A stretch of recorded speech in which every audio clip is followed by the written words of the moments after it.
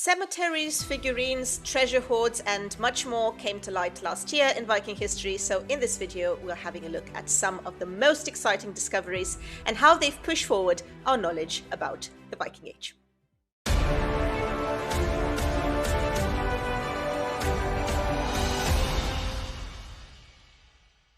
Let's start with the Viking figurine. So this small figurine was discovered in eastern Norway, and it offers us quite a clear picture of a Norseman's hair and his distinctive beard. The little fellow comes from a burial mound at the Fløgstad farm in the village of Sørum in eastern Norway and had been sitting in a vault of the Danish National Museum for about 2 centuries. As you can see, the back of the head is cropped short. There is a small curl visible above the ear. He also sports a strong mustache and prominent sideburns. However, the most remarkable feature is his long, pointed and braided beard. From this point of view, he seems to be more distinct than other portraits, which are per se quite rare and also a bit generic. For example, what we can see on the Ossibedi textiles, carvings, some gold foil figures and pendants. The Fløgstad man was carved from the large tusks of a walrus, which was a very precious material back then. He comes from a very rich burial mound where a game die and some spherical pieces were also found, and the strong resemblance with other figurines stroking or pulling their beards makes it very likely that this too was a gaming piece.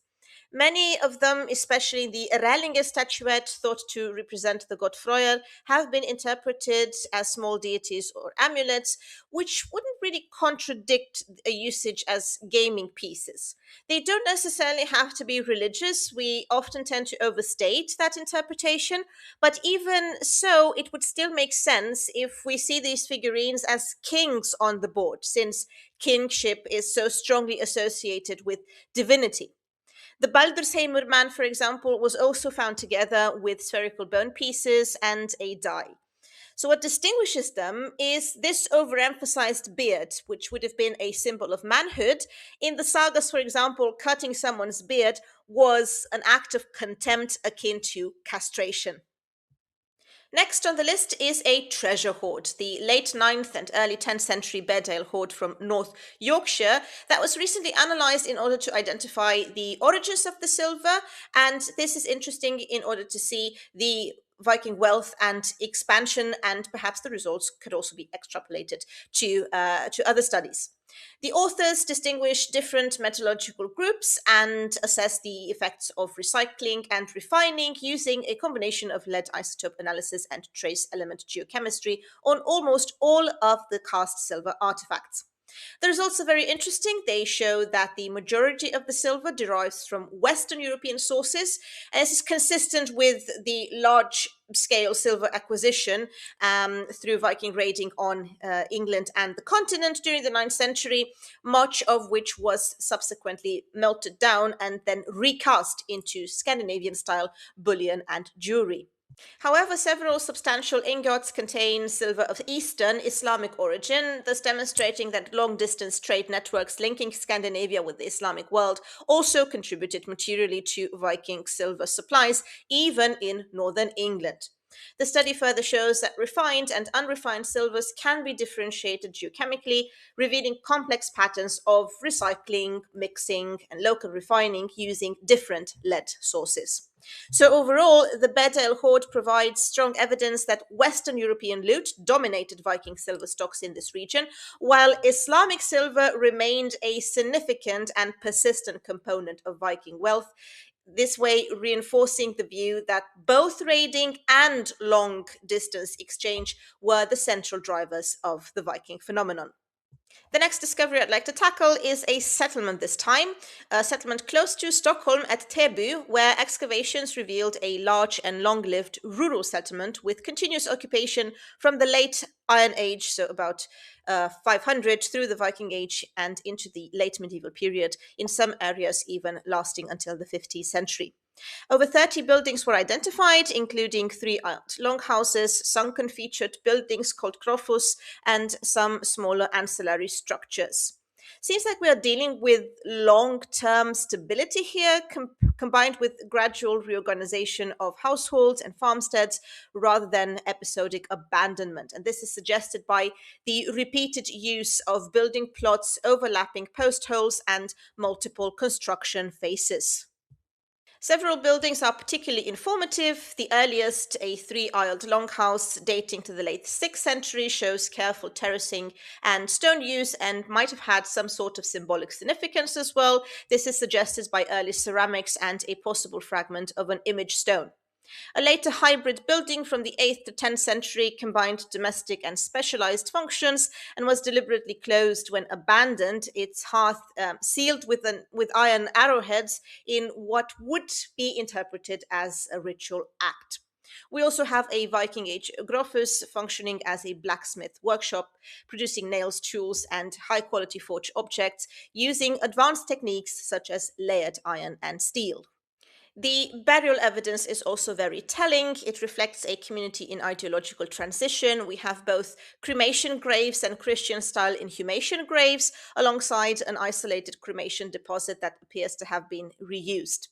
Grave furnishings were generally modest, but there is one cremation including a Fenno-Baltic vessel with rare geometric decoration, pointing to Eastern Baltic influence and also long distance trade. Environmental data from the site is unusually rich and demonstrates more than 5 centuries of continuous cereal cultivation, including barley, wheat, rye, and oats, alongside evidence for grazing and crop rotation. There is also a strong emphasis on cattle, with sheep, goats, and some pigs and horses, while the structured deposition of cattle skulls and jaws point to offerings, foundation offerings, or sacrificial practices. One of the most striking discoveries was an 11th century silver hoard buried in a ceramic vessel that also preserved pollen from medicinal plants. So, taken together, all this evidence presents Täby Vikby as what we might designate as a rural elite settlement. The next discovery concerns the famous Sutton Hoo burial, so yeah, pre-Viking, but well worth including. This is about a stamp that was discovered using a metal detector on the Danish island of Torsinge, which suggests that the iconic helmet from the Sutton Hoo burial might have been crafted in the South Funen archipelago. This points to Denmark playing a more central role than previously believed, because until now we thought it originated in Uppland in Sweden, where similar decorative motifs featuring mounted warriors, like the one found on the Sutton Hoo helmet, have been uncovered. However, the recent find from Torsinge displays a striking resemblance to one of the motifs on the helmet, which could lead to a reassessment of both the helmet's origins and the political dynamics of Northern Europe around the year 600. The motif of a mounted warrior trampling a figure lying beneath the horse. This very motif has now been linked to Torsinge specifically, where this type of stamp known as a patris was found. So essentially, to produce a design, a thin sheet of metal is placed atop the patris and hammered, thus imprinting the motif onto the surface. So when comparing the motif on the newly discovered patris from Torsinge with the mounted warrior seen on the Sutton Hoo helmet and similar fragments from Sweden, it becomes more and more clear that the Torsinge find actually bears a much closer resemblance to the English helmet than to the Swedish artifacts. The next update concerns the use of glass in the Viking Age, and it seems that some Viking halls would have indeed used glass for windows. Significant fragments were found at both early trading hubs such as Hedeby and Birka, as well as aristocratic centers like Tisø, Upokra, and Sortemul. Many of the sites were political, economic, and religious power centers, so they would have had monumental wooden halls, silver and gold deposits, as well as ritualistic objects. About 60 glass fragments were analyzed, dating primarily to the 9th and 10th century, and a few types were identified, such as natron glass originating from the Near East, wood ash glass from northwestern European production, and also wood ash lime glass. Generally speaking, glass might have played a role in elite and cult buildings, like it did in Frankish and Anglo-Saxon palaces and churches. At Tiso, for example, 5 fragments of window glass were found at the aristocratic residence, suggesting glass windows in elite buildings. Viking rulers such as Harald Klak, who visited the Frankish court where glass windows were present, might have tried to emulate, so imitate, the aula regia, the royal halls of Carolingian palaces, this way trying to become closer to Christian Europe and the way they tended to represent power. An interesting update also comes from Aarhus in Denmark, a Viking Age burial site near Lisbjerg, just 7 kilometers away, producing evidence of a noble family believed to have served under King Harald Bluetooth in the late 10th century. The excavation has unearthed 30 graves dating to the second half of the 900s, so the time when the Norse king unified Denmark and introduced Christianity, at least nominally. The burial ground contains an extraordinary collection of grave goods, including coins, beads, pottery, and also a special casket adorned with gold thread ornamentation and complex fittings. It also contained human remains, mainly teeth and bones, which provide further evidence of the elite status of the people buried here. The manor is located less than a kilometer away from the burial site and is surrounded by a fortified palisade and measures some 2 hectares. So it was the residence of a local chieftain or nobleman. The most remarkable discovery is a grave believed to be that of a prominent woman, where we have this casket with fine fittings, rivets, and a complex lock system. And X ray analysis also revealed it contained personal items such as jewelry, a needle, and also a pair of scissors, which is not really that common or well preserved in Viking graves. The noble manor at Lisbjerg was linked to Aarhus by a main road, thus highlighting the area's strategic importance during the Viking Age.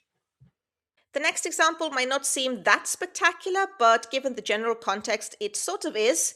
We have a woman buried with her dog on Senja Island along Norway's northern coast.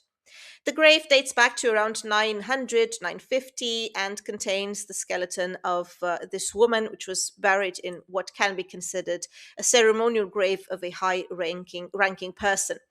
They identified the imprint of the boat, approximately 5 meters long.